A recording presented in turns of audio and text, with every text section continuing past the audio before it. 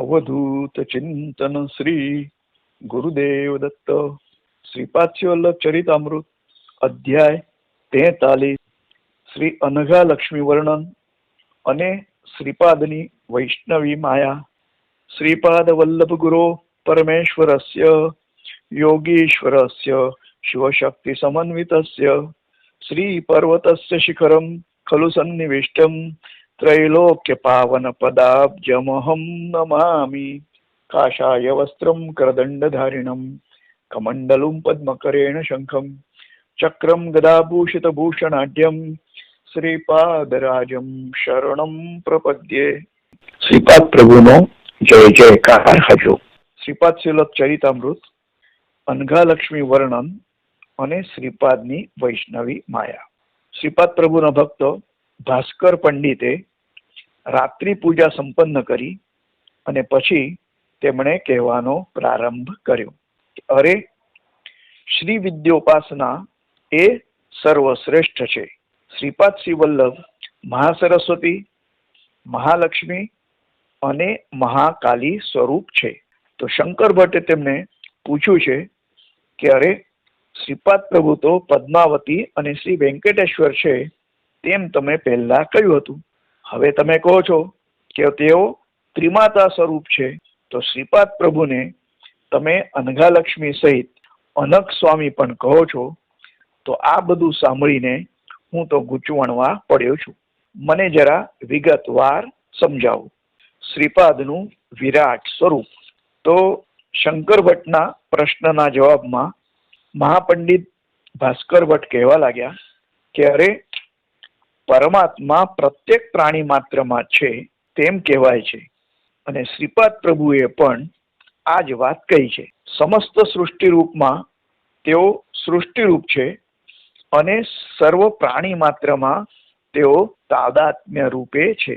તો શ્રીપાદ અવતારનું આ જ એક તો વૈશિષ્ટ્ય છે, અને પ્રાણી માત્રમાં વિદ્યમાન હોવા છતાં તેમનો સ્પર્શ કોઈ પણ સ્થિતિમાં જીવનને થતો નથી। તો તેઓ કીડીથી હાથી પર્યંત બધા પ્રાણીઓમાં વિદ્યમાન છે, ગધેડામાં પણ છે, ઘોડામાં પણ છે, ગાયમાં પણ છે, પણ ગધેડાને જે રીતથી અલ્પ બુદ્ધિ હોય છે તો એ રીતથી શ્રીપાદ પ્રભુમાં અલ્પ બુદ્ધિ છે એમ આપણાથી ન કહેવાય। તો આ જ તેમની વૈષ્ણવી માયા છે। આથી સૃષ્ટિની મર્યાદા પરિમિત સંબંધી સર્વ નિયમો પાળવા એમ તેઓ કહે છે। તો દરેકની પોતપોતાની મર્યાદા અનુસાર પોતે મર્યાદાઓ પાળવાની છે। મહાસરસ્વતી, મહાલક્ષ્મી, મહાકાળી સ્વરૂપમાં તેઓ જ છે, અને આનો એ જ અર્થ થાય છે કે જે તે ચૈતન્ય પદાર્થ રૂપે તેઓ જે તે પદાર્થમાં વ્યક્ત થયા છે, તે ચૈતન્ય પ્રવાહ તેઓ સ્વયં છે। અભિવ્યક્ત થયેલા જે તે પદાર્થમાં તેઓ નિરંતર યોગ માયા વડે તાદાત્મ સ્થિતિમાં હોય છે।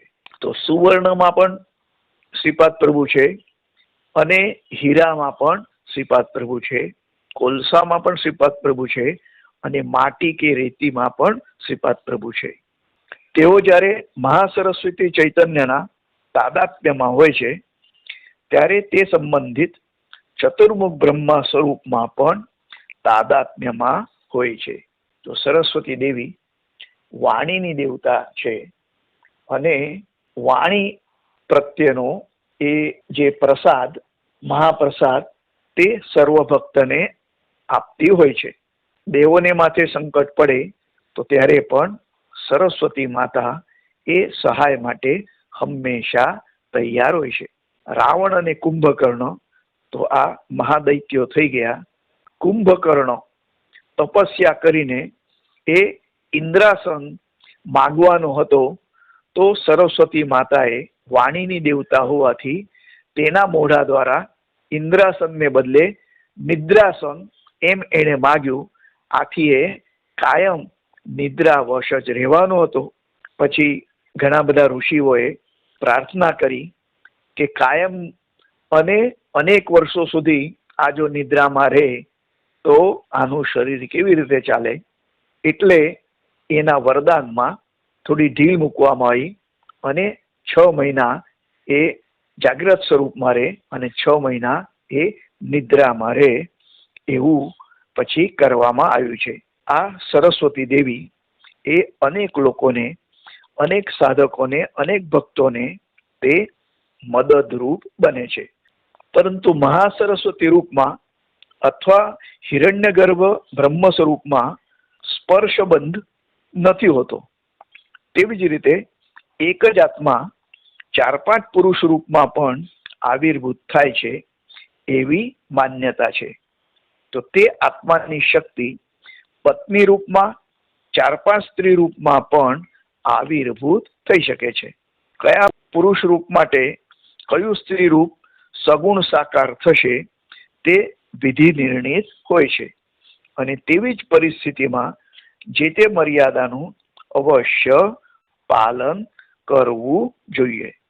અને તેવી જ રીતે તેઓ અનઘાલક્ષ્મી સહિત અનઘ સ્વરૂપ છે તેમ કહેવાય છે. તો આનો અર્થ એ જ કે તેઓ અર્ધનારી નટેશ્વર સ્વરૂપ પણ છે. શ્રીપાદ શ્રી વલ્લભ રૂપમાં તેઓ યતિ સ્વરૂપ છે અને સગુણ સાકારની મર્યાદા તેમજ પરિસ્થિતિનું પાલન તેમાં અવશ્ય કરવું પડતું હોય છે. તો આ જ ધર્મનું સૂક્ષ્મ રહસ્ય છે. ધર્મ અલગ છે અને ધર્મનું રહસ્ય એ તેનાથી નિરાળું છે. વિશેષ રૂપથી દિવ્ય અનુગ્રહના વર્ષાવ કરવા માટે તેઓ સાકાર એવા દ્રશ્ય સૃષ્ટિ રૂપ હોય છે. સૃષ્ટિમાં તાદાત્મ્ય સ્થિતિમાં હોવાથી મનુષ્યનો વિકાસ હૃદય ગતિથી થાય છે. તો આ તેનું તાત્પર્ય છે.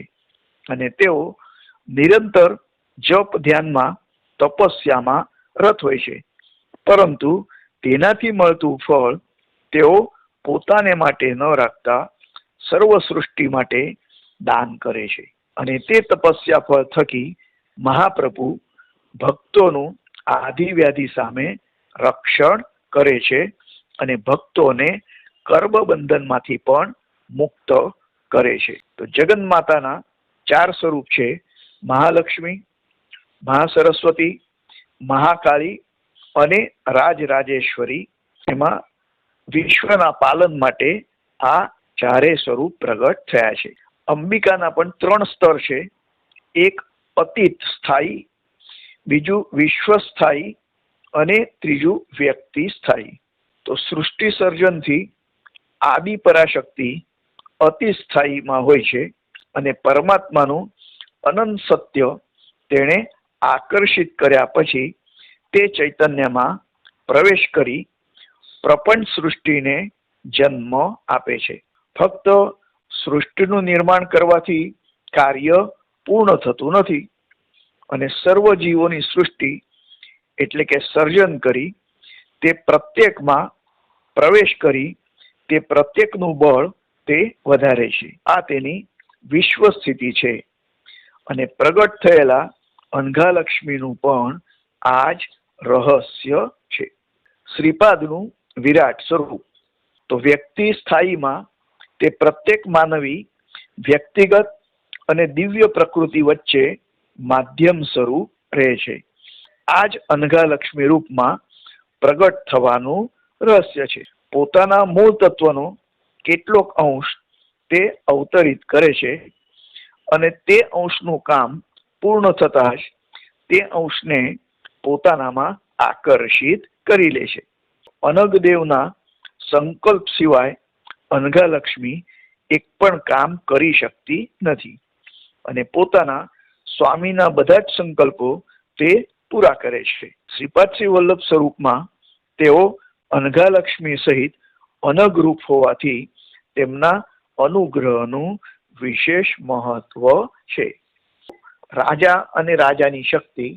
તો રાજા કોઈને પણ ગરીબથી શ્રીમંત બનાવી શકે, તો આ એની શક્તિ છે. અને તેઓ ગમે તેવા ચમરબંધીને શિક્ષા પણ કરી શકતા હોય છે.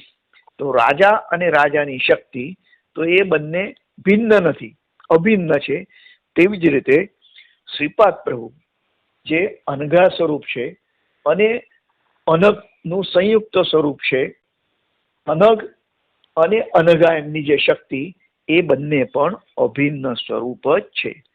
અનઘા લક્ષ્મીની પ્રમુખ 3 ભૂમિકા છે. સૃષ્ટિ સર્જનથી પહેલાની પરાર્ધ ગોળની સચ્ચિદાનંદ ભૂમિકા, જ્યાં અનંત સ્થિતિ, અનંત શક્તિ, અનંત દિવ્યાનંદથી પરિપૂર્ણ લોક હોય છે. અને આ ભૂમિકામાં જીવન, જીવનાર જીવ વર્ણનાતીત એવી સંપૂર્ણત્વમાં અપરિવર્તનશીલ એકત્વમાં જીવતા હોય છે. જ્યારે સૃષ્ટિનું નિર્માણ થયું તો તેમાં પહેલા તો શૂન્યાવકાશ હતો અને પછી તો જે બ્રહ્માંડ હતું કેટલાય યોજનો દૂર, અને પહેલા તેમાં પ્રકાશ ન હતો અને પછી એ પ્રકાશમાન થયું છે. જે લોકો યોગ સાધના કરતા હોય છે તો તેમને જે વિવિધ અનુભવો થતા હોય છે, તો એક યોગ સાધકને તેઓ કોઈક નક્ષત્રમાં પહોંચ્યા છે, ત્યાંથી તેઓ કોઈ તારામાં ના પરિઘમાં પહોંચ્યા છે અને તેમણે જોયું તો ત્યાં એક સ્ત્રી શક્તિ એમને મળવા માટે આવી છે. અને એ સ્ત્રી શક્તિએ એ સાધકને કહ્યું, આ જે તારાની ઉત્પત્તિ મેં સંકલ્પ માત્રથી કરી છે અને તેનું હું હવે લય કરવા જઈ રહી છું. આથી કૃપા કરીને તમે આ મારા તારાની પરિસીમામાંથી જલ્દી બહાર જતા રહો. સૃષ્ટિ એ અનંત છે અને અનંત અંતરવાળી હોવાથી સામાન્ય મનુષ્ય તો તેનો ક્યાસ પણ કાઢી શકતો નથી. તો એવા અનંત સૃષ્ટિના પહેલા પણ આ અનઘા લક્ષ્મી હતી. સૃષ્ટિ નિર્માણ થયા પછી પણ અનઘા લક્ષ્મી છે અને સૃષ્ટિનો લય થઈ જશે પછી પણ અનઘા લક્ષ્મી હશે અને તે બ્રહ્મમાં પછી વિલીન થઈ જશે.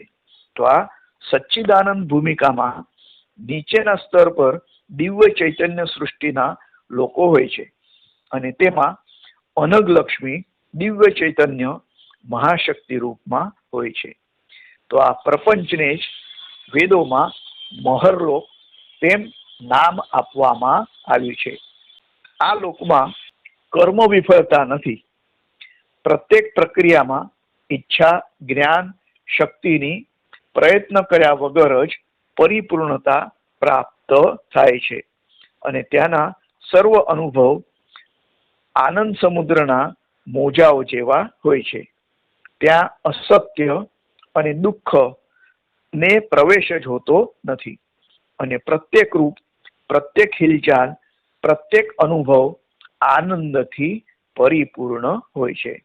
તો મૃત્યુલોકમાં પૃથ્વી ઉપર આપણે જોઈએ છે કે અનેક દુઃખના વિષયો છે, શોક છે અને ઘણા બધા એવા દુઃખદ અનુભવો પણ થતા હોય છે. પણ દિવ્ય લોકમાં આવા કોઈ પણ અનુભવ થતા નથી. રોગ હોય છે, અકસ્માત થાય છે, તો આવા બધા દુઃખદ અનુભવો પણ મૃત્યુલોકમાં પૃથ્વી ઉપર થતા હોય છે. તેની નીચે અજ્ઞાનની એક ભૂમિકા હોય છે અને તે લોકમાં અજ્ઞાન હોય છે. તો અહીંના લોકોને મન, જીવન અને શરીર પણ હોય છે. તો અહીંના બધા જ અનુભવો અપરિપૂર્ણ, પરિમિત વિફળતાથી ગૂંચવાયેલા હોય છે. તો મૃત્યુલોકમાં જેમ મનુષ્ય પુણ્ય કર્મ કરે અને પોતાની પ્રગતિ સાથે તે જ રીતથી કામ, ક્રોધ, મદ, લોભ, મત્સર, તો એવા ષડ વિકારથી ગ્રાસીને મનુષ્ય પોતાની અવનતિ પણ કરતો હોય છે. હવે રાજરાજેશ્વરી મહિમા. ચૈતન્ય રૂપી રાજરાજેશ્વરી માતૃમૂર્તિમાં અનંત કરુણા હોય છે અને બધાને તે પોતાના બાળકોની જેમ જ જુએ છે. મનુષ્ય સારો કે નરસો હોય, પરંતુ તેઓ આ રાજરાજેશ્વરીના બાળક જેવો હોય છે. ઘણીવાર એ ભૂલ કરે અને જો એને પશ્ચાતાપ થાય અને રાજરાજેશ્વરી દેવીની ક્ષમા યાચે તો આ દેવી ક્ષમા પણ કરતી હોય છે. પ્રાણમય મનોમય ભૂમિકા ધરાવતા અંધારિયા પખવાડિયાના લોકોને અસુર કહ્યા છે. અને તેમનામાં આત્મનિગ્રહ, હોશિયારી અને તપસ્યા તો હોય છે, પરંતુ તેઓ અહંકાર સાથે જીવતા હોય છે અને નીચેના પ્રાણમય ભૂમિકામાં રહેતા અંધારિયાના લોકોને રાક્ષસ કહ્યા છે. તેમનો પ્રચંડ તીવ્ર ભાવ અને પ્રભાવ પણ હોય છે. તેનાથી પણ નીચલા પ્રાણમય ભૂમિકામાં ઇતર પ્રકારના જીવો હોય છે અને તેઓ પ્રથમ પિશાચ તરીકે ઓળખાય છે. અસુર માયા કોઈ પણ વેશ ધારણ કરી શકે છે. પિશાચ એ વ્યક્તિ નથી, પરંતુ મન વગરની દુરાશાની રૂપ કલ્પના જ છે. રાક્ષસો પાસે શક્તિશાળી પ્રાણમય શક્તિ હોય છે, પરંતુ મૌન હોતું નથી અને દેખાતી દરેક વસ્તુને તેઓ ગળવાનો પ્રયત્ન કરતા હોય છે. હવે અસુરી, કાલી, શ્યામા, મહાકાલી ઇત્યાદિ સ્વરૂપ. તો કાલી, શ્યામા વગેરે પ્રાણમય સ્થિતિ દ્વારા આપણને દેખાતા રૂપો છે. કાલી એ વિધ્વંસ એટલે કે વિનાશકારી શક્તિ છે અને મુશ્કેલીઓથી ઘેરાયેલા જીવન સંઘર્ષમાં પ્રત્યેક જીવનું કષ્ટ છિન્ન ભિન્ન કરનારી અજ્ઞાનયુક્ત પ્રકૃતિ શક્તિ એ જ કાલી છે. તો જ્યારે તમોગુણાત્મક રાક્ષસી શક્તિ પેદા થાય અને એને મારવામાં આવે તો એનું લોહી જ્યાં જ્યાં પણ પડે ત્યાંથી બીજા બધા રાક્ષસો પેદા થાય. તેના નિરાકરણ માટે આ કાલી મહાશક્તિ છે કે રક્તને પણ એ પી જાય છે, જેથી એવા ફરી દુષ્ટ રાક્ષસો પેદા ન થાય. મહાકાલી એ ઊંચી અવસ્થા છે અને સાધારણતઃ તે સોનેરી રંગમાં દેખાય છે. તો આ દેવી અસુરો માટે ભયંકર હોય છે. રાજરાજેશ્વરી એ વિવેકનું પ્રતીક, તો મહાકાળી એ બળનું પ્રતીક છે, શક્તિનું પ્રતીક છે. તો આ દેવીમાં બળ શક્તિ તીવ્ર હોય તે સાધના માર્ગમાં આવતા અવરોધો છિન્ન ભિન્ન કરે છે અને દિવ્ય હિંસાત્મક શક્તિથી સંપન્ન હોય છે.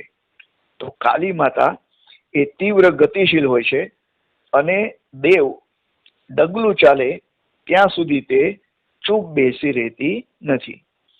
યુદ્ધ વિનાશ કર્યા પછી જ તે શાંત થાય છે. તો આ બંને કરતા મહાકાલી છે અને સાધકની શક્તિથી બહારની મુશ્કેલીઓ આવે અથવા પ્રગતિ માર્ગમાં વિરોધી શક્તિ પ્રસરે છે તો સાધકે અવશ્ય મહાકાલીનું આવાહન કરવું જોઈએ. રાજરાજેશ્વરીનો મહિમા. તો મહાલક્ષ્મીમાં સૌંદર્ય શોભા હોય છે. વિવેક અને શક્તિમાં પૂર્ણત્વ સાધવા માટે સૌંદર્ય પણ જોઈએ.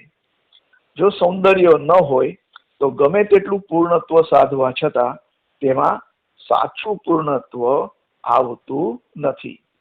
તો જે સમુદ્ર મંથન થયું અને તેમાંથી જ્યારે અમૃત પણ બહાર આવ્યું, 14 રત્નો બહાર આવ્યા, મદિરા તો રાક્ષસોએ લીધી અને અમૃતની વહેંચણી કરવાની. એ વખતે ભગવાન મોહિની સ્વરૂપે પ્રગટ થયા અને એમનું એવું મોહક રૂપ જોઈને જ રાક્ષસો એમની પાછળ લટ્ટુ બન્યા.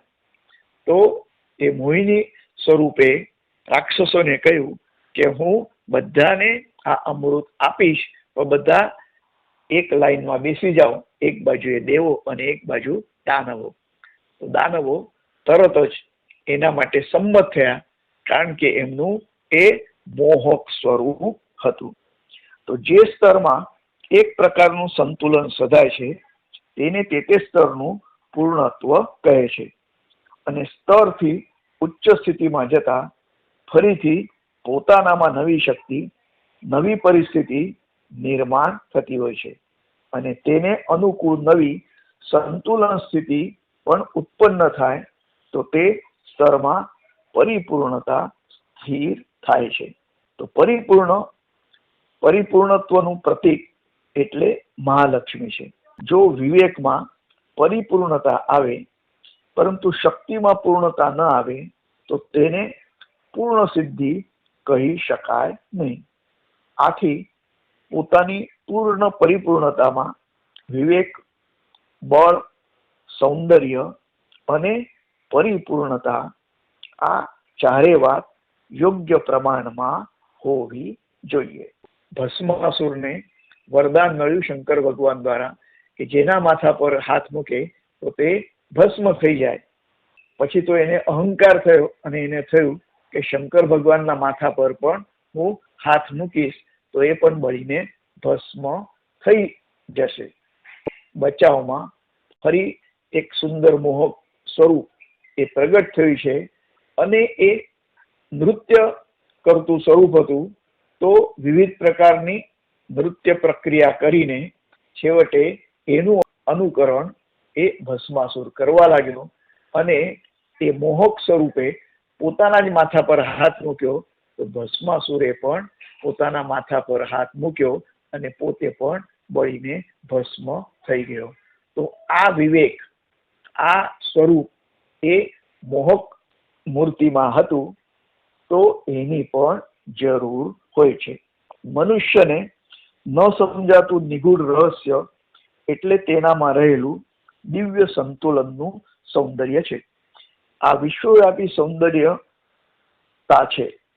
મહાલક્ષ્મીના અનુગ્રહને લીધે સૃષ્ટિમાં વિવિધ વસ્તુઓ, શક્તિ અને પ્રાણી માત્ર બધા એક સમથી રહે છે.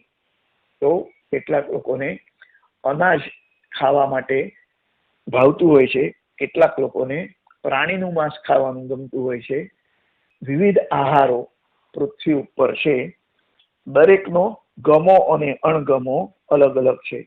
કેટલાક દૂધ લે છે જ્યારે કેટલાક વનસ્પતિ અને ફળોને ગ્રહણ કરે છે.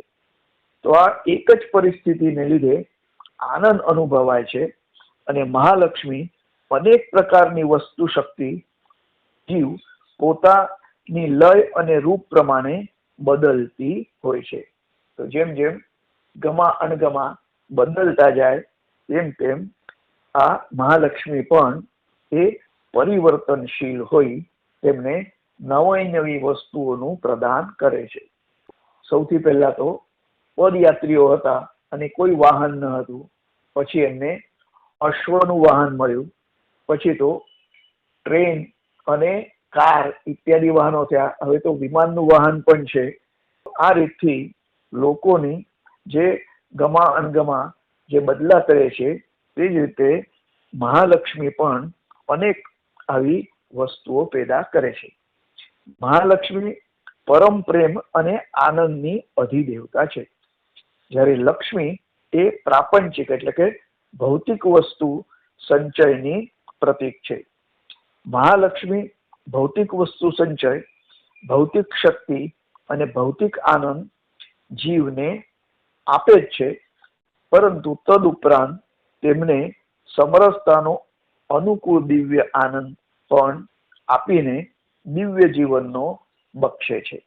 મહાલક્ષ્મીની શક્તિ પૂર્ણતઃ પરિવર્તિત થવા માટે વિવેક, બળ, સૌંદર્ય, કાર્યકુશળતા પણ જોઈએ. તો વેદોમાં સરસ્વતી માતાની ખૂબ જ પ્રશંસા કરવામાં આવી છે અને ઉપનિષદોમાં તેને ઉદ્ગીતા કહેલી છે. 10 મહાવિદ્યામાં તેને માતંગી પણ કહેલી છે. તેનો સંબંધ મુખ્યત્વે વૈખરી વાણી સાથે છે. સરસ્વતી માતા અને તેનો સંબંધ વૈખરી વાણી સાથે છે. સ્તુતિ ઇત્યાદિ આપણે કરીએ, સંગીતમાં પ્રવીણતા મેળવવી હોય તો સરસ્વતી માતાનો આશીર્વાદ જરૂરી છે. પોંડિચેરીના જે મહર્ષિ અરવિંદ હતા એમની આગળ ઘણા ભક્તો ભજનો વગેરે ગાતા હતા.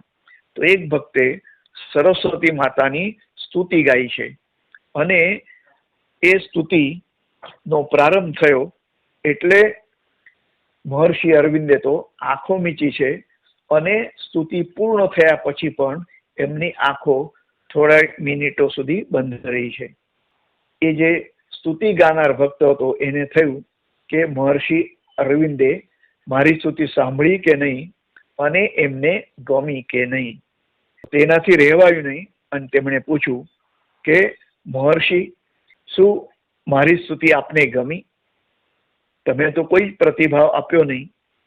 ત્યારે મહર્ષિ અરવિંદે કહ્યું કે તું સ્તુતિ જે ગાતો હતો તો તેના થકી અંતરિક્ષમાં એ સરસ્વતી દેવીની આકૃતિ પ્રગટ થઈ હતી, તો એને જોવામાં હું તલ્લીન હતો. એના થકી હું તને બહિર્મુખ થઈને કોઈ પણ પ્રતિભાવ આપી શક્યો નહીં. તો અંતઃકરણ પૂર્વક જો આપણે કોઈ સ્તુતિ કરીએ અને એની સાથે સાથે જે નાદ બ્રહ્મ છે, જે પણ તાલ અને સ્વરયુક્ત આપણે સ્તુતિ કરીએ, તો એના થકી એ અંતરિક્ષમાં એ દેવતા પ્રગટ થતી હોય છે. મહાસરસ્વતી થોડી જુદી છે. તે દિવ્ય નિપુણતા અને આત્મ ચૈતન્ય કર્મની પ્રતીક રૂપે છે. તો આ દેવીની કૃપાથી જીવ કર્મ કરવાની નિપુણતા મેળવી શકે છે અને તેની કૃપાથી દિવ્ય જ્ઞાનનો ઉપયોગ સમજાય છે. આત્મ ચૈતન્યનો જીવન સાથે કેવો મેળ બેસાડવો તે તો સમજાય જ છે, પરંતુ અનેક શક્તિના સહયોગથી સંતોષ કેવી રીતે મેળવવો તે પણ સમજાય છે. પરિવર્તન, પરિપૂર્ણતા એ દૂરની વાત છે, પરંતુ નાની નાની વાતોમાં પણ શ્રદ્ધા અને ભક્તિ હોય તો તે મહાસરસ્વતીનું જ કાર્ય છે. બાળકો, આનંદ એ પરમેશ્વર સાથે સંબંધ ધરાવતો વિષય છે. આનંદ વિભોર થવું એ યોગીઓને અનુભવાતો વિષય છે અને જેને કોઈ પણ બીજી ઈચ્છા નથી હોતી તેને થનાર આનંદને હર્ષ એમ કહેવાય છે. એટલે કે નિરપેક્ષ આનંદ એટલે હર્ષ. તો સુખ સમસ્ત જીવોના હાથમાં જ હોય છે, પરંતુ દુઃખ પણ તેની સાથે અનિવાર્ય હોય છે. કેટલાક લોકો એમ કહે છે કે સુખ અને દુઃખ એ સિક્કાના બે બાજુ જેવા છે, અને રંગવદૂત મહારાજ તો એમ કહેતા હતા કે જે રીતથી સુખ મનુષ્યને પ્રાપ્ત થાય છે તે રીતે દુઃખ પણ પ્રાપ્ત થતું હોય છે. દુઃખ કે સુખ કોઈ પણ આવે તેનો આપણે સ્વીકાર કરવો જોઈએ પ્રસન્નતા પૂર્વક. અનઘા દેવી અને અનઘ દેવનું સ્વરૂપ. તો દત્ત ભક્તોએ આ વ્રત વિધિપૂર્વક આચરણ કરવું જોઈએ. અનઘા દેવીનું સ્વરૂપ એટલે લક્ષ્મી દેવીનું જ રૂપ, અને તેમાં રાજરાજેશ્વરી, મહાલક્ષ્મી, મહાકાલી અને મહાસરસ્વતીના લક્ષણો પૂર્ણપણે છે જ. શ્રી અનઘ એટલે વિષ્ણુનું રૂપ, તેમાં પરમેશ્વરનું ત્રિમૂર્તિનું લક્ષણ પૂર્ણપણે છે. આથી શ્રી અનઘા દેવી સાથે શ્રી અનઘ આરાધના એ શ્રેષ્ઠ કહેવાય છે, અને અનઘાષ્ટમી વ્રત દત્ત ભક્તોએ વિધિપૂર્વક કરવાથી બધા જ પ્રકારના શુભ ફળો મળે છે. મહા મહિનાની જે વદ આઠમ હોય છે તો એ અનઘાષ્ટમી કહેવાય છે, અને દરેક મહિનાની વદ આઠમે પણ આપણે અનઘાષ્ટમીનું વ્રત કરી શકીએ છીએ. ખાસ કરીને અનઘ સહિત અનઘા દેવીનું, એટલે કે દત્ત ભગવાન અને અનઘા દેવીનું આપણે સાથે પૂજન કરવાનું અને રાત્રે ભજન કીર્તન કરવાનું વિશેષ મહત્વ હોય છે. શ્રીપાદની વિશિષ્ટતા અને દત્ત આરાધના મહિમા. તો બાળકો, શ્રી અનઘા દેવીની અનઘ શ્રીપાદ શ્રી વલ્લભ રૂપે આ ભૂમિ પર અવતર્યા છે, અને બધા જ પ્રાણી માત્રના શારીરિક, માનસિક અને આત્મિક ચૈતન્યની તેઓ ખૂબ જ નજીક છે. તેઓ સ્મર્તૃગામી એટલે કે યાદ કરતા જ ભક્તો સમક્ષ દોડી જાય છે, અને તેઓ શરણાગત ભક્તોના કષ્ટો નષ્ટ કરી તેમને ઇહ પરલોકનું સુખ આપવા માટે તેઓ સમર્થ છે. શરણાગતનો તારણહાર. તો જે પણ એમને શરણાઈ જાય છે તેમને તેઓ તારતા હોય છે. 10 મહાવિદ્યાની આરાધનાથી મળતું ફળ શ્રીપાદ શ્રી વલ્લભ રૂપમાં અવતરેલા દત્ત આરાધનાથી પણ ત્વરિત મળે છે અને તેમની આરાધનાથી વિવિધ દેવતાઓની આરાધનાનું ફળ પણ મળે છે. તો દત્તાત્રેય સર્વ દેવાવતાર અને ચતુર્યુગ અવતાર અને અવતાર સમાપ્ત ન કરનાર મહા અવતાર હોવાથી તેઓ સુલભ અને સહજ સાધ્ય છે. શ્રીપાદ ચરિતામૃત મહિમા. બેટા શંકર ભટ્ટ, તું જેની રચના કરવાનો છે તે શ્રીપાદ શ્રી વલ્લભ ચરિતામૃત એ મહાપવિત્ર ગ્રંથ છે. મહાપુરુષ અને મહાયોગીઓ પણ તેનું અધ્યયન કરશે. તેઓ આ ગ્રંથને સંધ્યા ભાષા સંબંધિત વ્યાકરણની મદદથી સમજવાનો પ્રયત્ન કરશે.